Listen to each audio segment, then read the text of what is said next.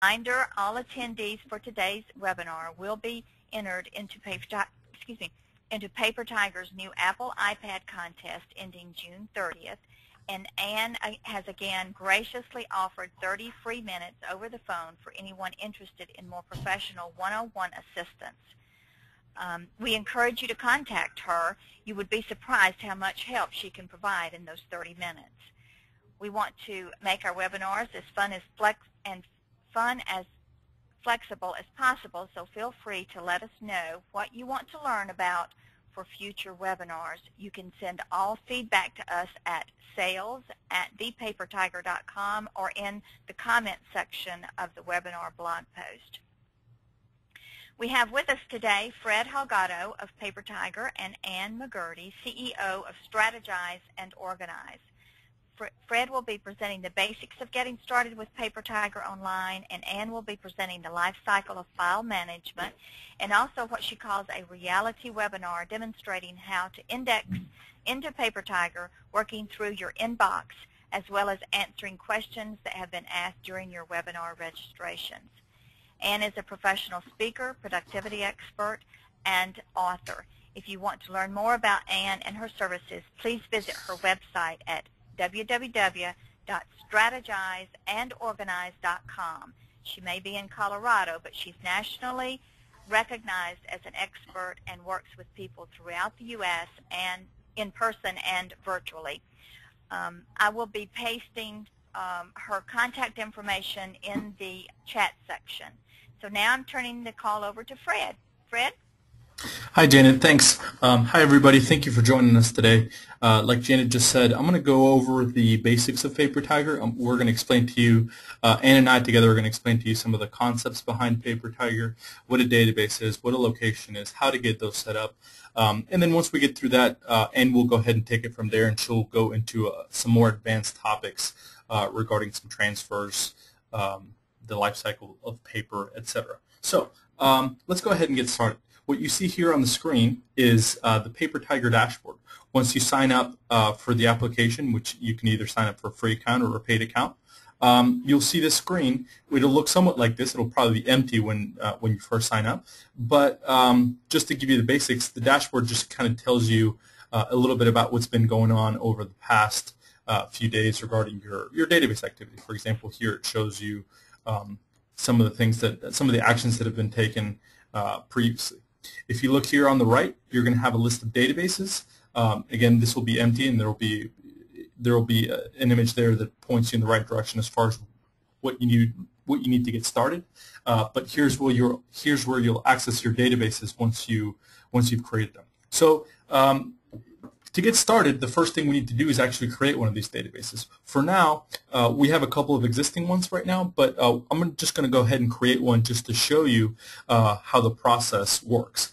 And I'm going to have Anne explain to you what a database is, because she's great with Paper Tiger terminology, and she'll be able to put it in terms that are very easy for you guys to understand. So Anne, take it away. All right. Thanks, Fred, and thank you, Janet, for the great introduction. Regarding using the databases as a Paper Tiger, I want people to kind of put their head around the fact that a database is looking at an area of files that have a common business concept together. For instance, the database business files may be files that you have at your physical location of your office. And in that area, you will have separate locations that are individual file drawers or containers that include all the files within that database. A database for an individual user most likely would be encompassing all of their files, whether they're personal files or business-related files or even hobby files. In a case where you have the more elaborate Paper Tiger network version, an organization of, say, 25 employees can have multiple databases. For instance, in a corporation, you may have a database for your financial department, So that would be the financial database. You may have a separate location a separate database for HR files. Now, the reason you would want that is for like a double security of everyone within the HR department has access to only the HR files. A separate database would be for financial, so that would be completely separate, and no one could ever have security access to the financial files. So that's why you would have separate databases, and keeping it simple and creating one for most people is the best place to start. So Fred, would like to go from there? Great, that sounds awesome. So the bottom line is keep things that you want to search together in the same database, because you cannot search across different databases at the same time. That's the bottom line according to Ann. So that's a great explanation. Thank you, Ann. So we're going to go ahead and keep going. We're going to create a database now. And in order to create a database, you're going to go over here and click the button that says Create a New Database. It's going to ask you for a name, and as far as what you want to call your database, it just needs to be something that's descriptive, that other people, if you're sharing this, will be able to understand, something that's differentiable between maybe other things that you might add in the future. So for example, on this one, I'm going to go ahead and put hobby files like what Ann mentioned. I'm going to hit the button, and every time you do an action, you perform an action in PaperTiger, you're going to get this green bar at the top when something was successful, and if something was unsuccessful, you get a red bar at the top telling you that there's something wrong. So in this case, you see the green bar at the top. You can go ahead and hide it or leave it. It doesn't matter. And you'll see here that now this third database has been created here, and we can go ahead and access it. So the first thing you'll see when you go into an empty database is this is the page where the list of locations would be. And right now the application is telling you that we don't have any locations yet, and it's prompting you to go ahead and add a location. So, Ann, why don't you tell us what a location is and what we use those for? Okay, Fred. Interestingly enough, I had a question from someone who's on the call today that they want to know, how would you create a database for CDs and movies? And what I want to look and help people clarify is the difference between a database and a location. When someone is asking for something specific like CDs or movies, that's really just a location, because you may have all of your CDs or movies in a specific location, such as a a bookcase or in a media cabinet. So the location is a media cabinet. So we would go into, let's go into the location of, I don't know if you can all see my screen, but if you would go into the location of creating a new location called media cabinet. Janet, could you create that? Okay, hang on a second, guys. There we go. Okay. We'll call the location media cabinet. And the description would be next to the TV. And the capacity, some people have 500. So let's put in 500. And then we're going to go ahead and add this location. All right, so now what we're going to do is we are going to identify that we now have in this database, the database of hobby files in our media cabinet. So you will see that the database is really focused on all of your hobbies. And the only reason we would do something like this is that you want to just zero in on all the different locations that you have specific to hobbies. I'll give you an example, another example, that another location may be the sports closet. So we have a new location, and it's the sports closet.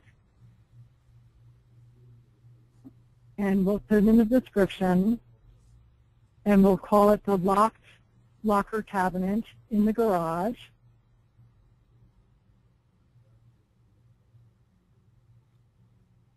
And we're going to say capacity maybe 50 items. and we're going to go ahead and add this location.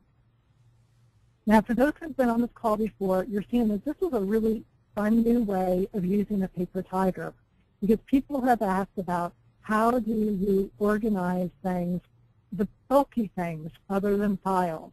And here we're using some real tangible things that people have as personal property that we can now organize with the paper tiger. So in the database, hobby files, we now have locations for media and for sports equipment. So let's go into media. I'm not going to go into more detail here, but what I really want to make very clear is that the location is the functionality of a container that we use. And the database is about the purpose of what we're wanting to inventory using the paper tiger. Fred, would you like to take it from there? Sure. Well, great. Now that we've got locations created, and we talked a little bit about the capacity, which is just how many items that thing will hold. One of the things that Ann didn't mention was the fact that you can always change this at any time. You don't have to get these things right the first time. You know, you say, well, I don't know how much my media cabinet will hold. That's fine. Just put something, give it a ballpark figure, and at any point, if you have more room or less room than that, you can come here and click Edit and change it maybe to 400 instead. No big deal. So you don't need to make those decisions up front, and they don't have to be spot on the first time. This can kind of change as you go along. So one of the next steps after you create your locations, in this case, let's just go ahead and take a look around. If you'll see there's going to be a ton of them, actually 400. If I go all the way to the end, there's going to be 400 different open items you can add things into. But before we do this, one of the things that, let's go back to the hobby files. One of the things that makes Paper Tiger so easy to use is that we built a couple of things to really help you speed up the process of getting everything set up to be organized, because that's really half the battle. Once you get everything set up, then organizing it and maintaining it is really quite easy. So in this case, for the media cabinet, one of the things that you want to do is relate each one of the items that are in here, each one of these 400, with an actual tangible item like what Ann's talking about. So in this case, I'm going to go ahead and click on the Print Tabs/Labels tab, and we're going to do something really cool here that's going to save you a whole bunch of time. So for example, there's going to be a way for you to relate a movie title, or the box of the movie, to the actual slot that it's in, to the slot number. And what we can do with Paper Tiger is actually generate a set of labels, and there's a certain one in this template that's actually stickers that you can print and generate automatically, so that you can label each one of your movies in your media cabinet. So, for example, let's pretend I'm not 100% sure that this is it, but I believe one of these is the actual Avery stick-on labels. Let's just go ahead and select this one, and let's go ahead and select the location that you want to print the labels for. And on the right here, it's going to ask you which number of label you want to print. For example, in this case, we're going to print 1 through 400. If, let's say, you have only 50 movies right now, but you want to have room for 400, you don't have to print all 400 at once. You can just type in 50 here, and what the program will do is it'll actually generate 50 different stick-on labels for you that you can start using to label each one of your movies. So I'm going to go ahead and hit Generate Tabs PDF, and what you're going to see here is that Paper Tiger generated a PDF that you can download and print on your printer using one of those Avery templates, or one of those Avery stick-on labels. You place that on your printer and you print this out, and it'll fall exactly within the boundaries of each one of those labels. Let's go ahead and go back, and why don't you tell us a little bit more about the process of getting these labels onto the movies, and how we go from there. Okay, thanks, Fred. When I look at this, I always see all these different kind of shortcuts, and in the questions that I'm hearing from people, they're looking for all these tips and tricks to make Paper Tiger more efficient for them. And when you use it, so I'm going to use the example that we just had for the media cabinet. And what you saw there is we listed a media cabinet 1 through 50. So now you're going to have labels that say media cabinet 1, media cabinet 2, media cabinet 3. And then you may realize when you're looking at the stickers, the labels, that they're really going to be too long to say all that information to be able to easily read it or place it on the actual CD or the video. So what I would recommend is you can go back into the location, and let's go over to the location button. And we're going to look at the media cabinet, and we're going to edit it. And what we're going to do is we're going to change the location to MC.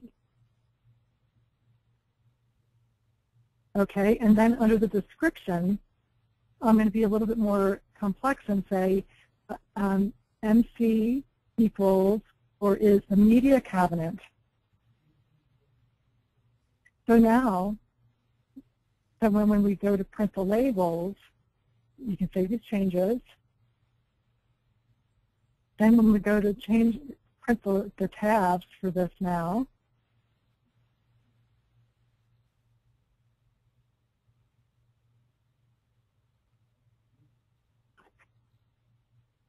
you're going to see that it's a much more abbreviated form. So then you can very easily now put on the sticker the MC1 and MC2. And you literally, when you get the labels printed out, the Avery labels are all stickers, and you can then stick these onto the actual cover case for your CD or your movie, whatever your DVD, whatever you want to put it on. Some people are inventorying in the Paper Tiger old VHS media. So whatever you're using, you can use these little labels.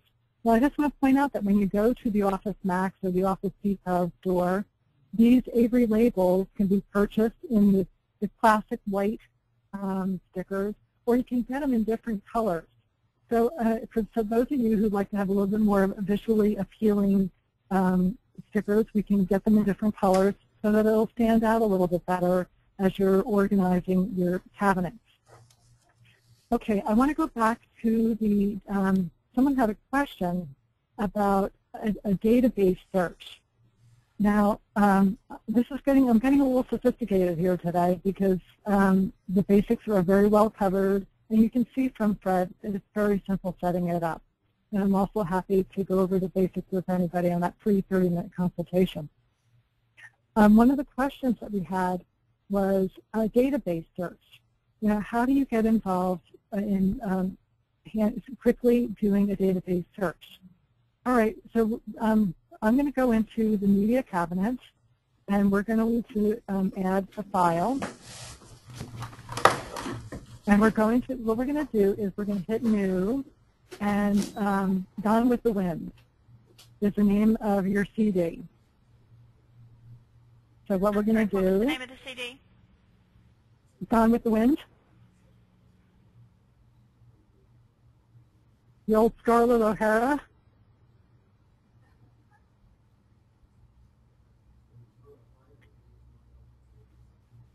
Okay, and keywords, we don't have to worry so much about that. The category, we could go ahead maybe and say, type in the word classics.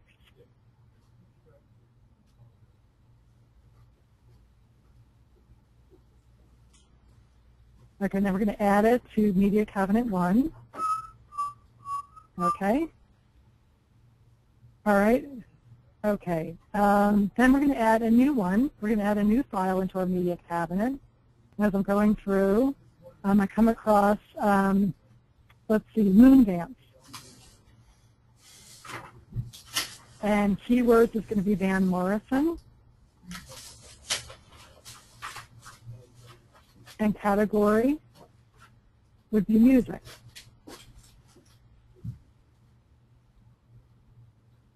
All right. Add. All right.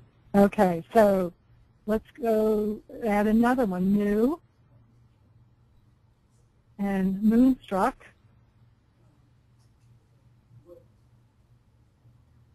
And keywords will be movie. Cher, C-H-E-R, and let's say category. I don't remember what our categories are, so let's drop down, add a new category, and we can say girls movies. And then add to Media Cabinet 3. All right, so I want to just take a look at this a little bit to see that now in the Media Cabinet, we're mixing things up a little bit. And what I do when I'm working with clients is they get overwhelmed because they see this cabinet full of all this information. They've got CDs, they've got movies, they've got DVDs, VHSs. So all I say is let's go through and look at each of the pieces of media and list them. So the first one we looked at was Gone with the Wind. And what I did is we didn't need any keywords, we didn't list anything. But at that minute when we were going through organizing, they said, oh, let's file that as a classic. Okay, so let's put that aside, and now we're going to eventually put our label MC1 on that disc. The next one we came across was the DVD for Moondance, and the CD for Moondance, and we wanted to add the keyword that was Van Morrison, and the category is music. So what I want to do later down the line is close out the Paper Tiger and say, I'm going to be looking for something from Van Morrison. So what you would do is you would go into the search engine space area and you would type in Van Morrison and then hit search. All right, so then what you found out is that you have that CD, and on the search results shows that we looked at the word Van Morrison, and we were looking in the items found in MC, and you'll see there that it's directing you that it's in your media cabinet. So that's how you would search within a database. Now, people are sometimes get confused and think, okay, well, I may have lyrics for Van Morrison, and I have some information about when I went to go to his concert, and I am saving that in a file. Now, since we have just media in this location, this database, the question is going to be, where would I file that paperwork? Where would I file those papers on the lyrics? So this is a case where having a separate database for hobby files is probably not the most effective way for you to manage your files. So let's go back to our general back to dashboard, and let's look at our dashboard. Okay, what we set up is I set up business files, home files, and hobby files.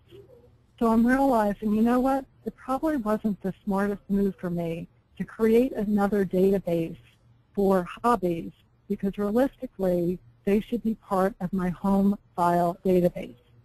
So let's go into home files. And what we're going to do is, I might need some help here with this, but what I normally would do is say, okay, let's go ahead and create a new location here for hobby files.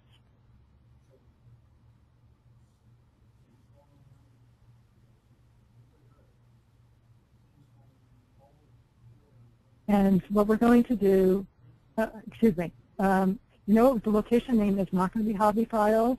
We are going to name it media cabinet. Sorry.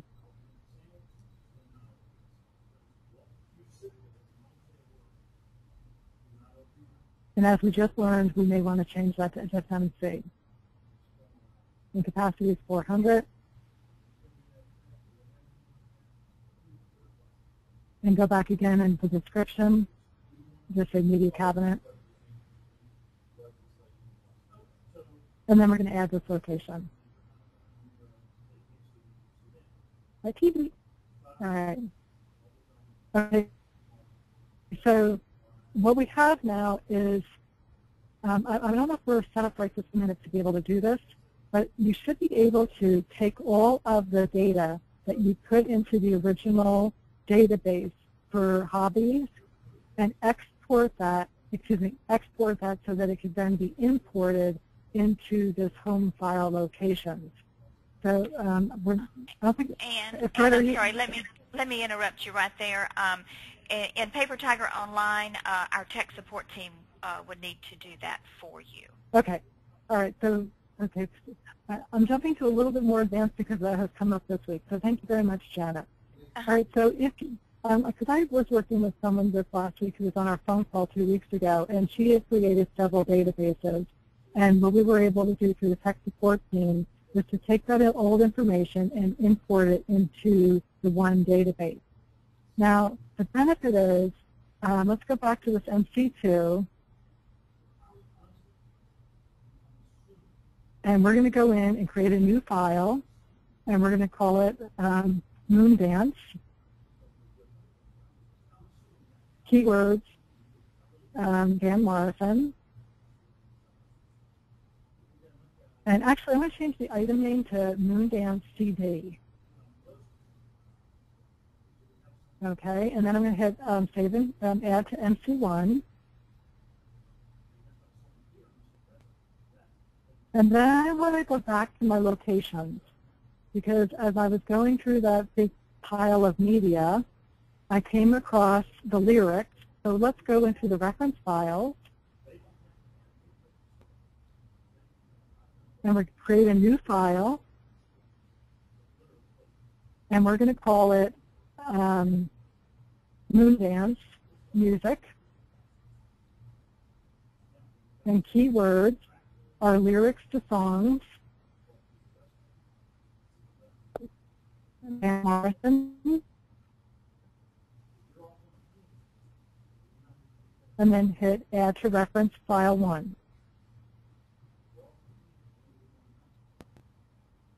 And now what I want to do is I want to go to the PaperTiger search engine here. And the question was, how do you do a database search? So I'm going to type in the word Van Morrison and hit search. And you're going to find out that since all of the locations are within one database, you are able to see that you have not only media, but you also have reference files regarding Van Morrison. So by keeping it all contained under one database, you were able to see all the different locations that you set up. So, I hope people learn the lesson here that keeping it simple and as general as possible in the beginning keeps things very organized for your PaperTiger. Okay. Next question someone asked me was the best way to select an item name. When you are looking at, let's go to your action files, because that seems to be a very basic question. So when people are starting their PaperTiger program, they're thinking, okay, I'm looking at a pile of paper on my desk, and how do I organize it? So I'm looking at my desk right now, and I'm looking at a sheet of paper. And what it is I received an award from the Office of Economic Development. And what it is it's a certificate. So if you're looking at a piece of paper like that on your desk, and you're thinking, how would I file that? You just go ahead and hit New. And as PaperTiger says item name, what is the most random name that comes to your head right away? Certificates. So I'm going to call the item name certificate. Certificates. And then keyword is award from Office of Economic Development.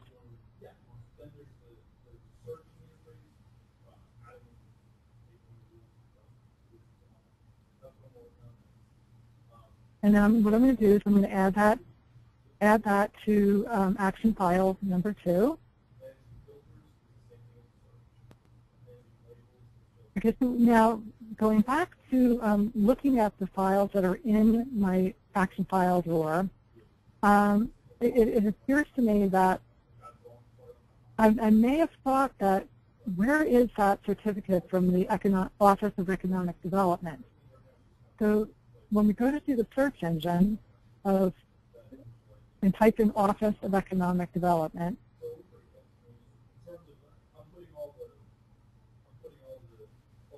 just type in the word economic works, then it doesn't matter with the Paper Tiger when you see it this way what we named the file, because as long as we added the words in the keywords, it would automatically direct us to the item name and number so that we can go to that specific drawer to locate that file. So keeping it simple with what the item name is one of the easiest ways to handle using the Paper Tiger. Now this question really focuses in on one of the true values of using the Paper Tiger, because fundamentally when people are creating a filing system, the reason Paper Tiger far exceeds any other way of organizing files is exactly the reason that people will set up files saying, oh, here is my information on my car. So they create a file, and let's go into the reference location. Then we're going to create a new file for car. And then we're just going to hit add to reference to. So in the old traditional world of filing, that's how a lot of people would have filed everything for their car. But I decided that I am going to look for the file in the search engine and say Nissan. And I'm going to go search for it. Well, I know that when my assistant set up my files last week, that I told her to put these all in the car file. And I'm wondering, where the heck did she put all the information regarding the Nissan? Well, that's the way it used to be. So let's go back and think, what else did I refer to it as? Okay, let's see if she put it under car. Then hit search. Ah, that's where it is. It's in reference file number 2. So let's go back and edit that. And let's add the word Nissan in there. Because now, okay, thinking, well, I don't want this to come again to have this problem. So let's also add the word auto. And let's add vehicle. So vehicle, okay, so now it changes. So in the future, when I am going to look for any of those, any information in my car file, it doesn't matter whether I use the keyword car, Nissan, auto, or vehicle, it will always direct me to reference file number 2. So the best way to select an item name is pretty irrelevant with the Paper Tiger. Where the value is added for you is to add as many possible keywords at the time of setting up your file system. When I work with clients, they sometimes go through it really quickly and just because they want to get it done. But I really encourage people to take your time and think about if anyone else is going to be looking in your files, what other keywords would they refer to? And also for ourselves, sometimes we may think, insurance paperwork. Oh, where did I put where did I put that medical bill?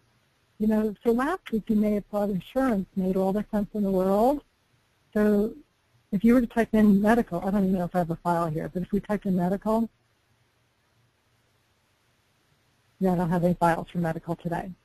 All right, so if we were to go into my reference file, let's make a new go into our location reference. I don't have it many. So we're going to create a new file for medical and add keywords insurance. Another keyword would be doctor's bills. Another one would be list of key providers.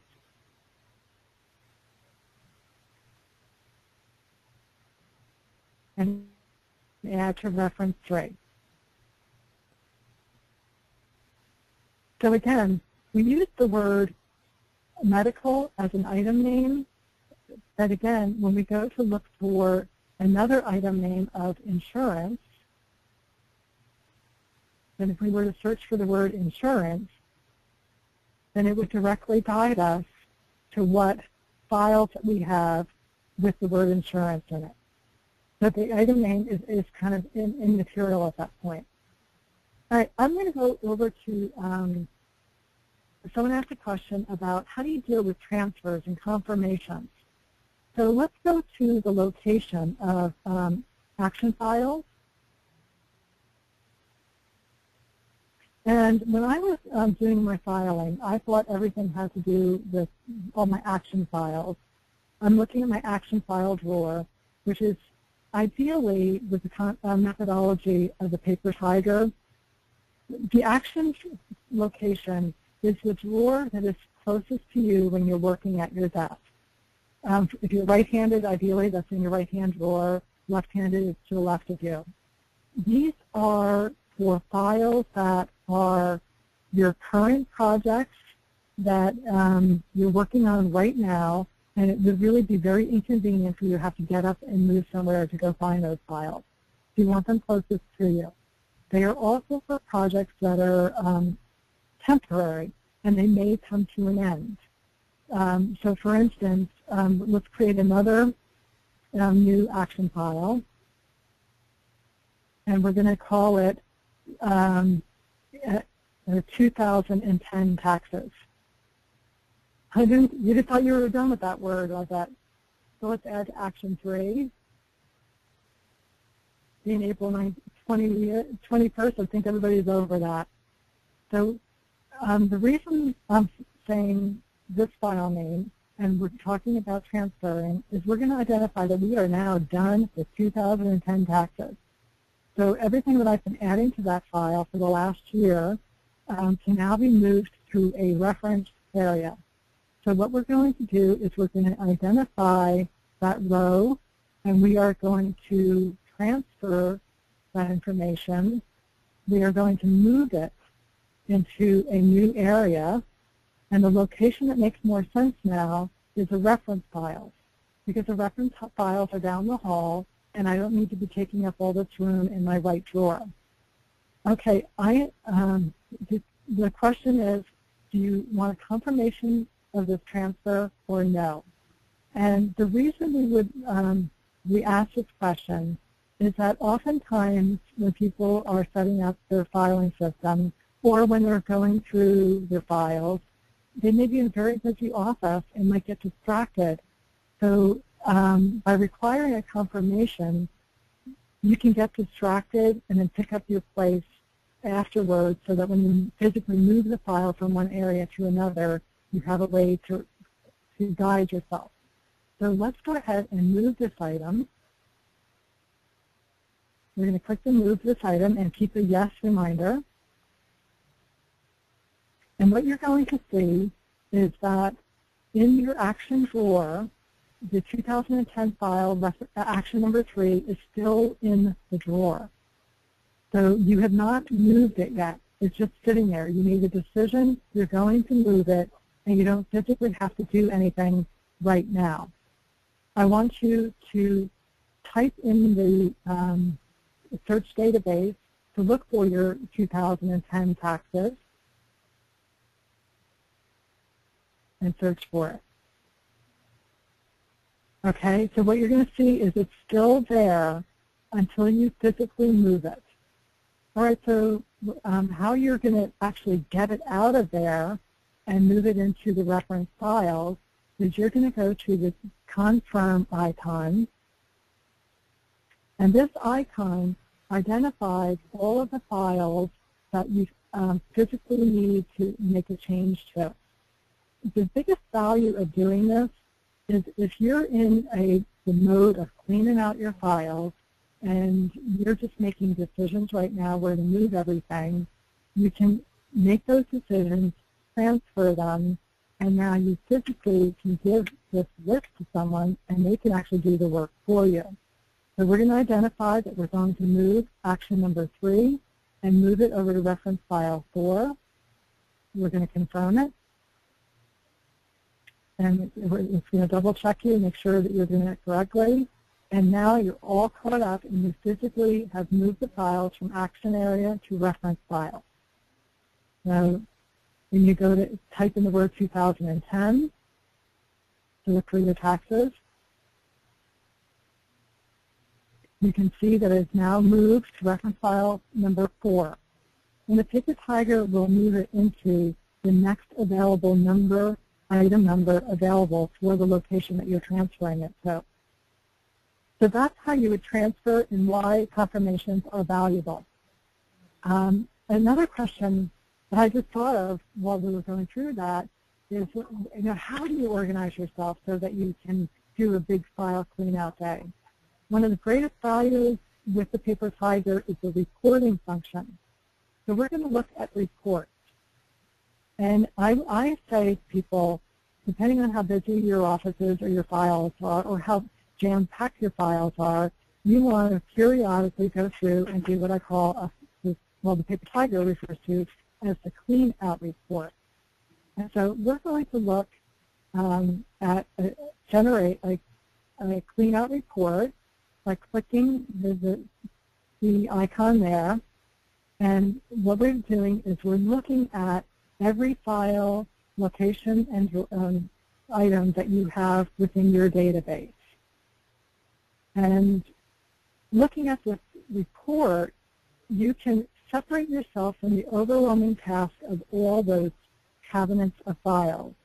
And you can look at each individual location, for instance, the action files, and see the 2 files that you have in that drawer and decide if you want to review them, toss them, transfer, or do nothing.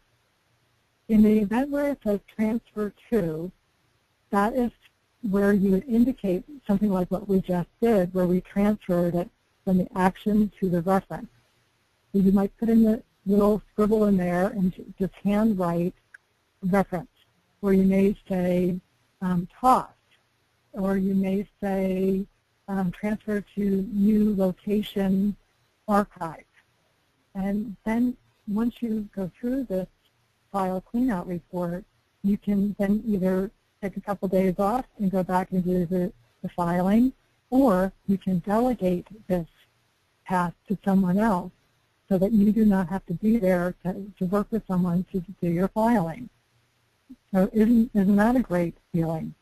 Also, as a manager, oftentimes I work with CEOs of companies, and I'll work with their executive assistant, and the executive assistant will print out this report and give it to their CEO and say, we need some help with all these files. And for an executive that is really busy, a lot of times they don't want to spend a Saturday, or a lot of times is looking at this big box of file drawers, and this report is a much more streamlined way for them to make decisions.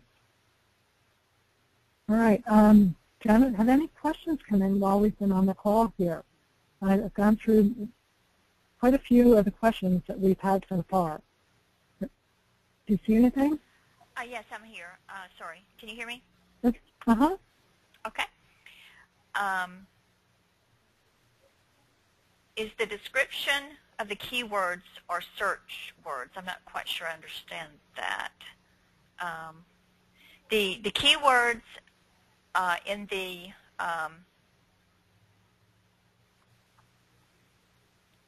the keyword section, they are searched. They're searchable. So everything that you add into the keyword section is searchable.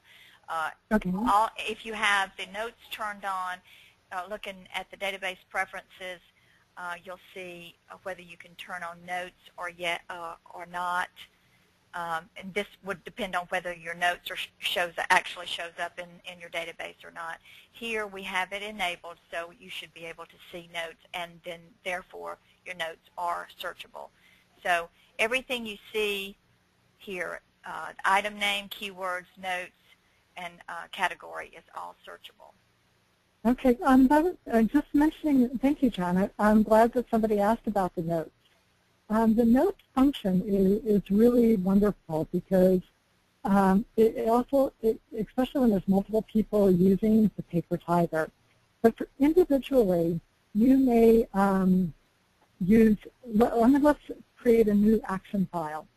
And the new action file is going to be, let's go ahead and create a new file under Action. And we're going to say Paper Tiger training. And we're going to put in a note, and the keywords are fine. And in the note, we're going to say, ask about transferring files. And we're going to put the action date, May 5th. Add to action file 3.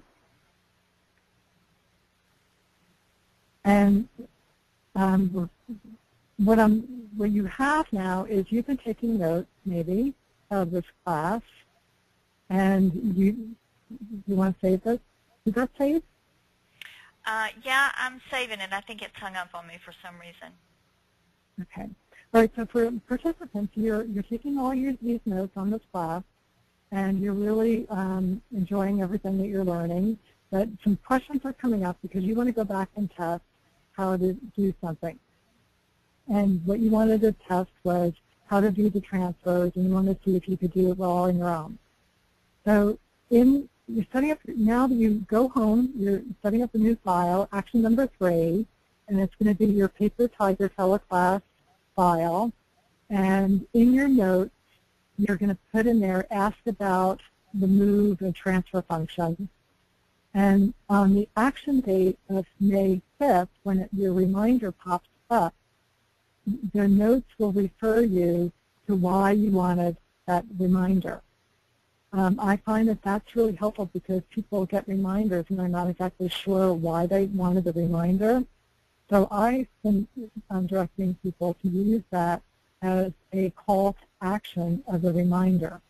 Another call to action would be that once you get that reminder, you may realize the retention schedule for that file has now expired. And a retention schedule is a rule or a guideline that you or your organization has defined as how long you need to maintain a file. Every organization and business has their own rules and regulations, every country and guidelines. So if you're part of a major organization, find out what your rules and regulations are. Personally, people have guidelines for, like, for instance, their taxes, that most people keep taxes for 7 to 10 years, and you can use the notes as an area to say, I've had this file for 7 years. According to IRS, I may or may not need this. I'm not saying may or may not, because every person, I believe, you need to check with your accountant before you make that decision.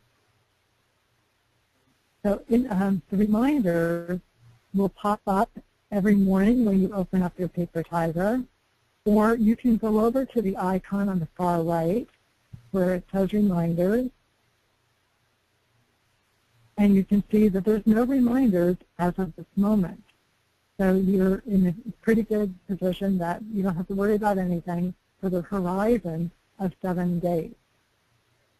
I want to go to Database Preferences now and look at what if I want to have a 30-day horizon for how often I want to see reminders. Or you can go through and add how many you want to put in here. 30 days would just give you a month out if you're a really large office and you've got a lot of filing that you want to keep up with. Or if you're one of these people that refer to your Paper Tiger every single day, which is wonderful, then you might want to make your horizon, reminder horizon, 1 or 2 days so that you have a tighter span of time for the pop-up when you open up your Paper Tiger. I like 1 or 2. Because 1 or 2 covers for the weekend as well, because if you're opening up on Monday, you may have missed something if you only had a 1 or 2 day horizon. It's something that's set for a Saturday or a Sunday. All right, so as you can see, we've gotten a little bit more complex today with our training, and I hope I haven't scared anybody who is new. And again, I want to remind you that you are absolutely welcome to call me for a free 30-minute consultation to help you get set up with the basics. I did have another question that came up. How to use the Paper Tiger to track mental processes. And I thought, that is so clever. That, a lot of people can become very innovative when they're using a Paper Tiger. So in that case, what I would do is I would set up a new location. And we're going to set up a new location there, Janet. And we're going to set up a location. Okay, they said, someone said, how do you use the Paper Tiger to track mental processes? Ideas, for example. So let's call the location ideas. And description is, as you may say, virtual file. Ideas from my head. Capacity, okay. And that's just to humor yourself. Capacity could be 20. And for this, we want to add the location, and we want to open up the file and start thinking, open up the location, and we want to hit new. And the idea might be mentally purchase Paper Tiger digital.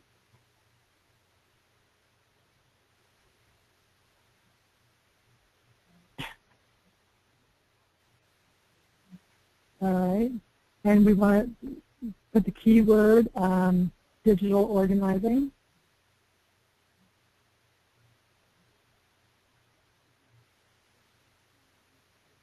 And let's take out the word item name mentally there. That's just the thought process. So purchase Paper Tiger, digital organizing, add to ideas number 1. Oh, so now as I was thinking about that, let's do a new file. Costa Rica. For some reason, somebody said to me last night, go to Costa Rica. Vacation spots, keywords.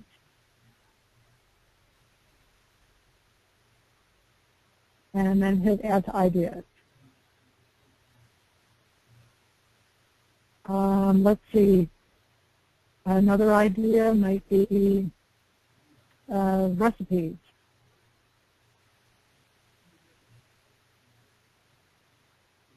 And say pumpkin muffin.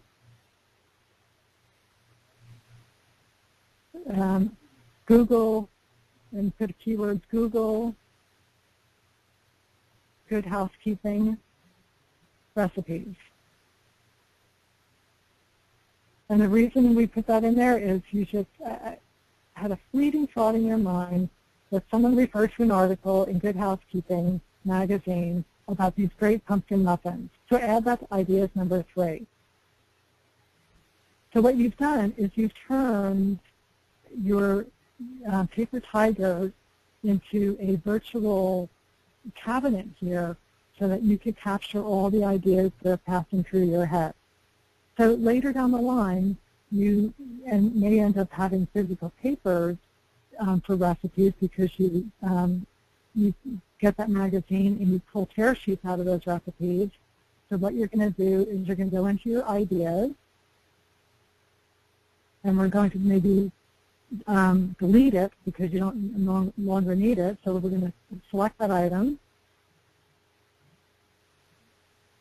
recipes. We're going to select recipes, and we are going to toss it. Okay, no thanks, we don't need a reminder. I did it, it's done, and it's out of there. So what you've done is you've created an idea of things that you wanted to capture within your Paper Tiger. I've had other clients where when we're organizing their file, we always set up a separate location called to-do list.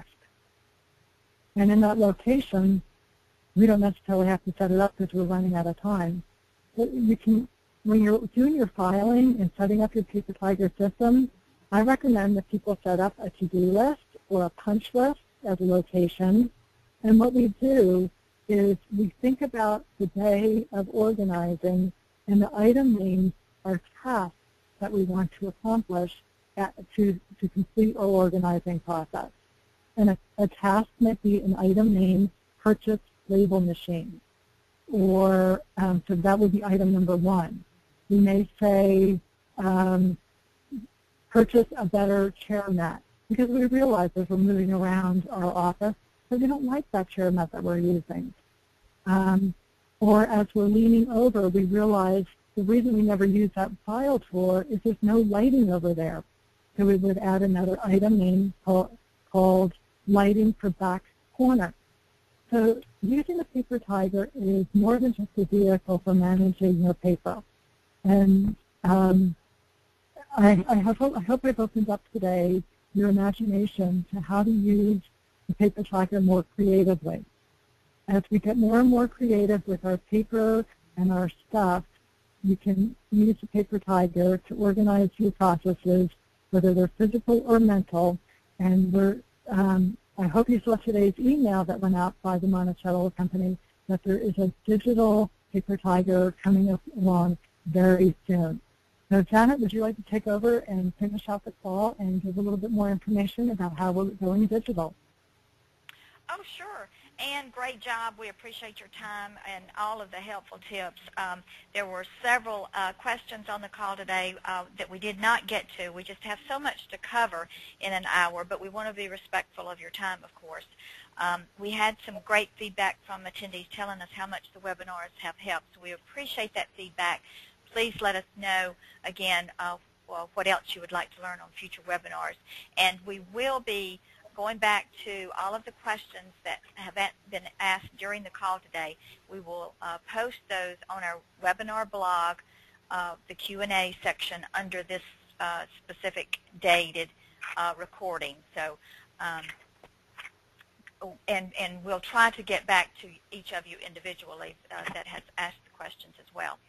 So again, I have input and contact information on in the chat section.